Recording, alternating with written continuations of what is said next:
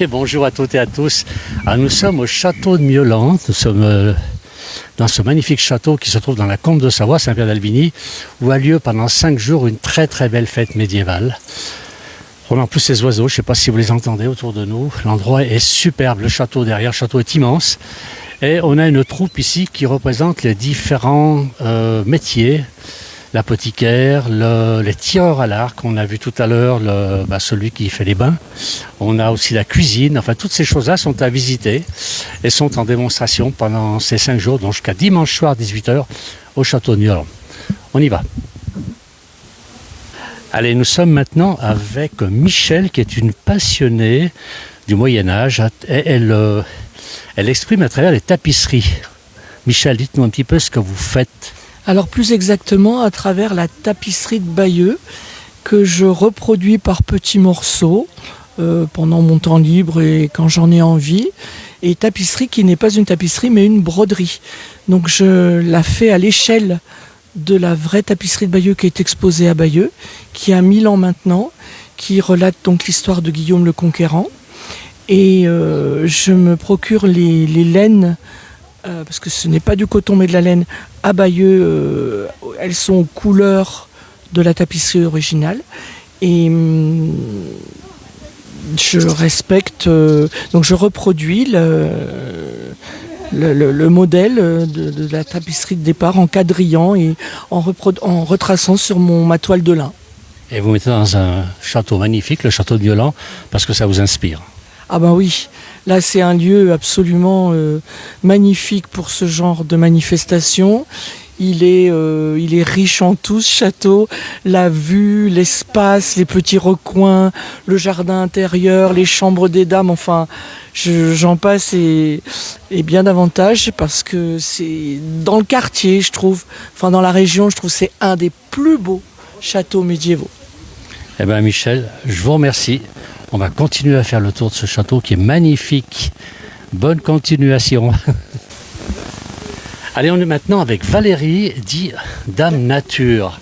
Bonjour. Bonjour. Alors, je suis l'herboriste apothicaire. L'herboriste apothicaire, c'est l'ancêtre du pharmacien. il n'a pas tout ça chez lui, le pharmacien.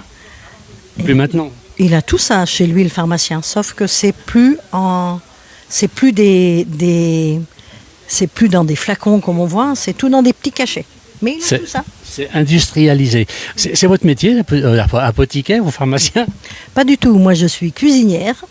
Aïe. Vous utilisez tout ça dans la cuisine? Beaucoup, oui.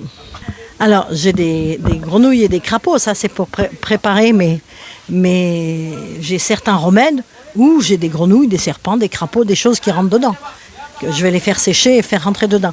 Mais après, je ne vais pas faire un potage.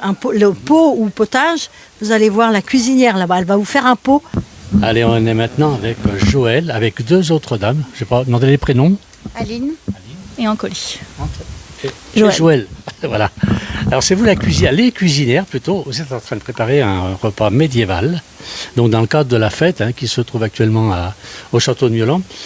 Qu'est-ce qui cuit un petit peu dans ce beau chaudron? Il fait chaud par contre à côté. Alors faites attention à vous. On est en train de faire cuire actuellement des poulets dans l'eau et le vin pour faire ensuite une sauce avec du cumin. C'est une recette tirée du XIVe siècle, le ménagier de Paris.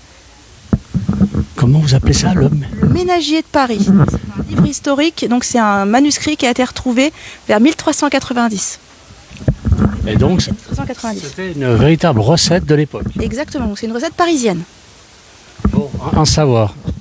En Savoie. Alors après, tous les grands de ce monde avaient des livres qui étaient tirés des grands maîtres queux. Donc forcément, ils prenaient les livres qui étaient faits à Paris, donc des maîtres queux du roi ou des maîtres queux du coup des gens riches. Vous êtes passionné, vous, par la cuisine médiévale? Exactement. Alors, une petite question, vous pouvez me répondre peut-être. Est-ce qu'à l'époque médiévale, on faisait des dios?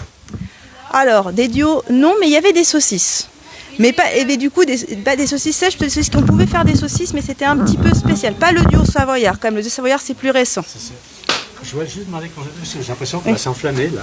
Vous peut-être. Moi non, ça va. Alors, là, vous allez pendant les 5 jours de fête, vous allez préparer les repas pour les gens qui visitent, pour qu'ils puissent déguster ce soir.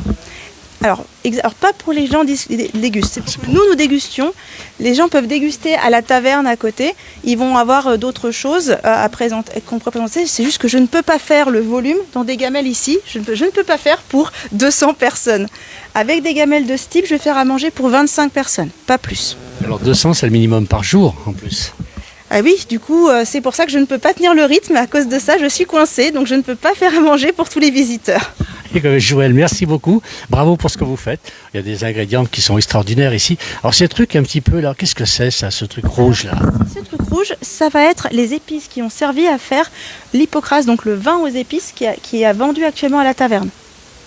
On va les goûter. Ah, vous pouvez les goûter avec plaisir. Avec modération. Toujours avec modération, ça reste du vin, donc on est quand même à 10 degrés. Faites attention.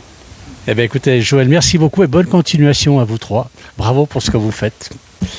Alors Michel, maintenant on est dans un autre lieu. Oui, tout à fait. Moyenâgeux. Oui.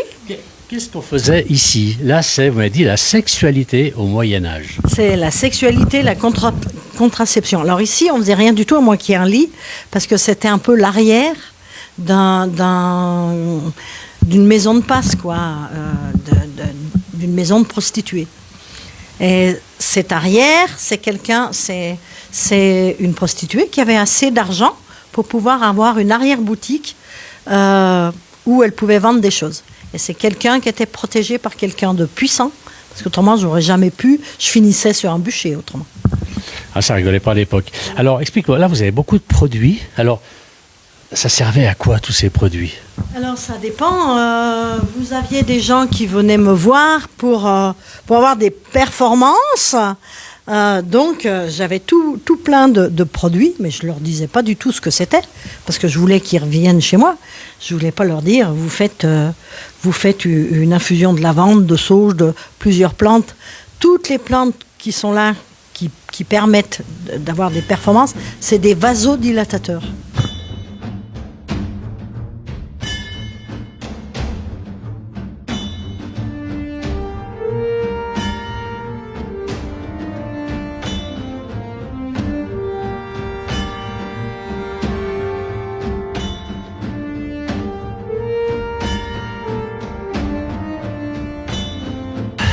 Alors Rémi, vous, c'est la salle de bain, comment ça s'appelle, le stand que vous avez?